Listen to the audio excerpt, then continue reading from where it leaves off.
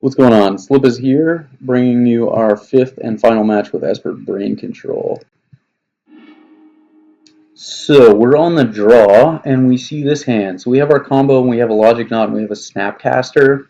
This is going to be pretty easily disrupted, and a little weak because we have to wait till our opponent has 3 minutes to really do anything with Logic Knot, but I decided to keep it. We play against Verdant Catacombs. If this is Jund or Abzan, then our combo is going to be particularly good.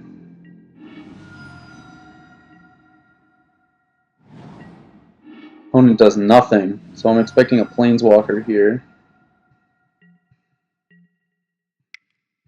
Kind of a strange decision, but our opponent was waiting, I suppose, to play Hand Disruption, just to kind of mess with us.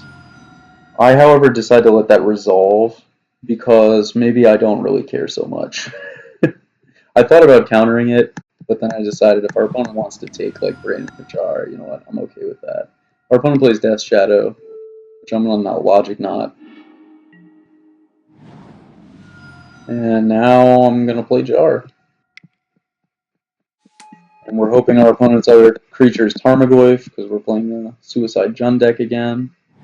We're hoping he doesn't have K-Command, although he's playing as if he has K-Command. I kind of just want him to go ahead and do it. And we're going to not Verdict here. We're going to take a hit from this Death Shadow. Just going to think twice after our opponent plays Lily. I decided I want to think twice first as card filtering. Our best bet here is probably to ditch the Spell Snare. We want to draw lands so that we can get up to Colonnade and deal with this Lily. There's a Colonnade. And now we want a Verdict. Get rid of the threat so we don't somehow die this turn. We want to discard Beck Call. And now we hope our opponent doesn't have Push. But we basically have to attack this turn with Colonnade, is my opinion. And we have a second Colonnade, so even if he pushes this, we get him to use that, and then we draw a land. We still get to kill this Lily before it ultimates. So we do indeed draw a land, which was good.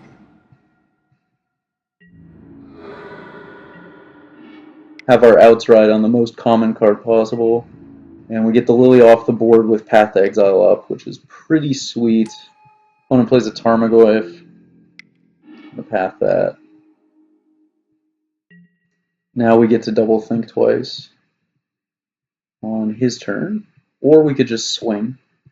So that's an interesting decision. I decided we're just going to swing. All right, we have a 3-turn clock and our opponent hasn't drawn a threat yet. Now we can swing and play a single think twice. Seems great. Our opponents use 2 push. They may not even have more. And scoops. So that was good. Good game 1. Things went according to plan. We top decked well when it came to the Colonnade beats, but the thing is, what we were relying on was a land drop.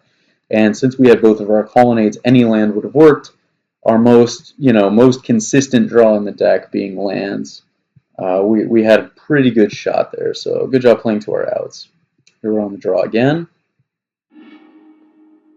This hand is pretty garbage, but at the same time we have a Beck Call and a Brain in a Jar. So I'm going to try keeping it. I'm feeling a little daffy after last game. Drawing a 3rd land is pretty good here.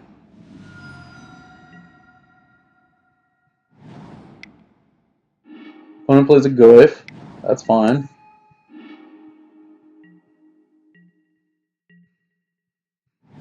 We're hoping to dodge something. Collective Brutality we're going to counter. If our opponent has a second discard spell, at least we have 2 verdicts, so he probably goes for the Beck Call business instead of our answers, which is good. Plays a Death Shadow, so we really want to draw a land here. Unfortunately, it's a Colonnade, so we're going to take a bunch. And I decided to chump, just to be sure we're good. Plays a Fulminator Mage. Fulminator Mage is not generally that great against us, but at the same time, it's better than whatever he boarded out. In that case, it was very good because we're riding just on Verdict. We're not really a cryptic deck in the traditional control sense. We don't quite scale up the same way, and we play Brain in a Jar. But that was a case where Fulminator Mage was really, really good. You could see it wasn't that great in our previous matchup against Death Shadow, but that was a good colonnade. It was a good colonnade. We might well have won that if it hadn't been for the Fulminator there. So worth noting. On to game 3 here. And we're on the play. And this hand is a little suspect because we don't do a lot. However, I decide I'm going to keep this because I'm still feeling a little daffy. We've been doing pretty well, and I feel reasonably confident in this matchup. If we draw a black source, we're in very good shape. Hand Disruption probably takes Path to Exile, so we get to hold on to our combo pieces, which is excellent. Here we get to play a tap land, and we do indeed draw a black source. So our opponent probably plays a Goyf, no, plays a Death Shadow, and we can remove that. We get a Path, that's good. We have to think about whether we want to Esper Charm to draw 2 right now, or whether we want to get rid of this Death Shadow. Since our opponent played a fetch and made it a 6/6, I think we're just going to go ahead and get rid of this. Oh, sideboarding, incidentally. Same as before. I apologize for forgetting to do that again. Because of the way I'm cutting this, I didn't really get a chance to like go back and blah blah blah. So this time I actually cut a Beck. On the previous game, I had cut the Spell Snares and Spell Pierces because, or like some number of them, because on the draw I didn't think they were that great. But on the play, I decided to bring back in the Spell Snares and the Pierces because the Spell Pierce specifically can protect our combo / synergy, and the Snares I wanted to give them a try. So we brought in really just one Blessed Alliance, and we took out one Beck Call here for the 3rd version, and we took out 2 Cryptics, and we brought in the 2 Runed Halos. So the Runed Halos are always coming in, and Celestial Purge is a card that I brought in the 2nd game, I believe, because I had this Beck. Because I had the Beck in the deck, but I took out a Spell Snare and a Spell Pierce. I brought in a Purge, and I brought this in. Sorry for being a little lax on the sideboard talk.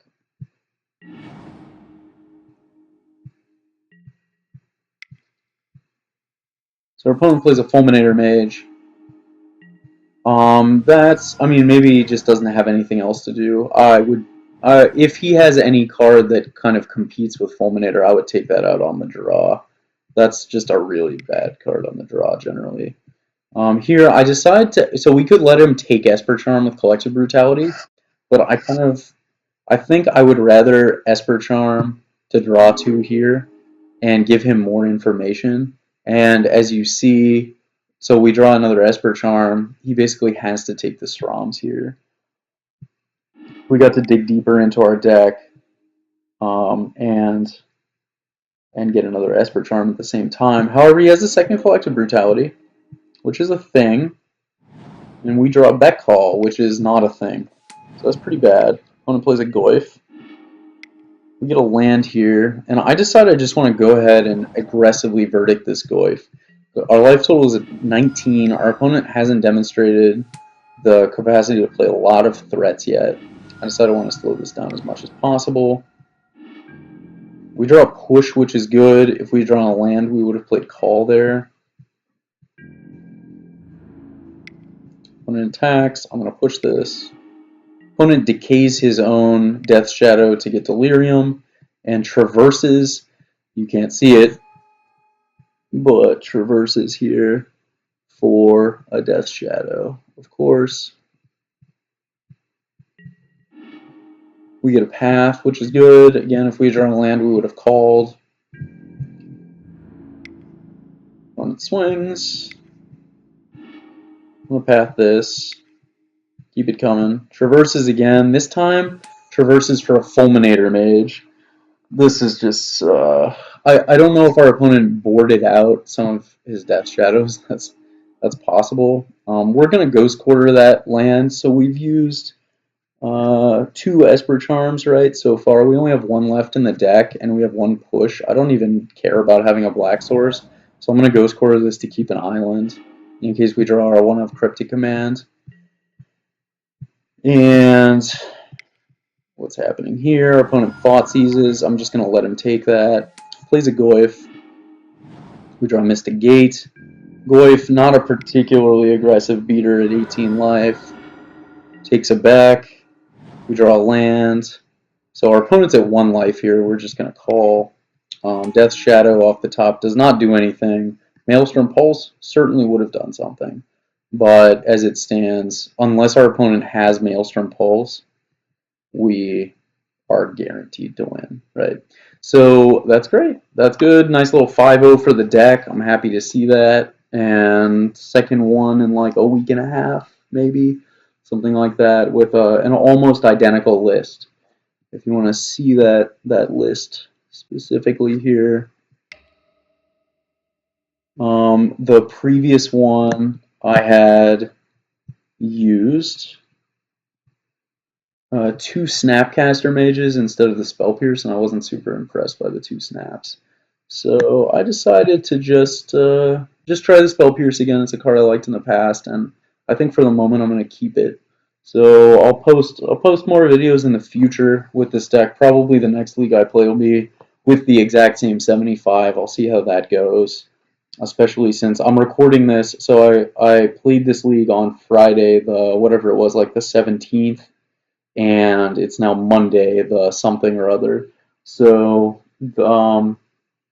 I expect the meta to be equally saturated with Death's Shadow after the Grand Prix weekend. So this 75 seemed to be fine in the meta I saw on Friday. I don't know if that will have changed much. So that's great. I hope you enjoyed it, and I will hopefully be bringing you more in the future. Cheers.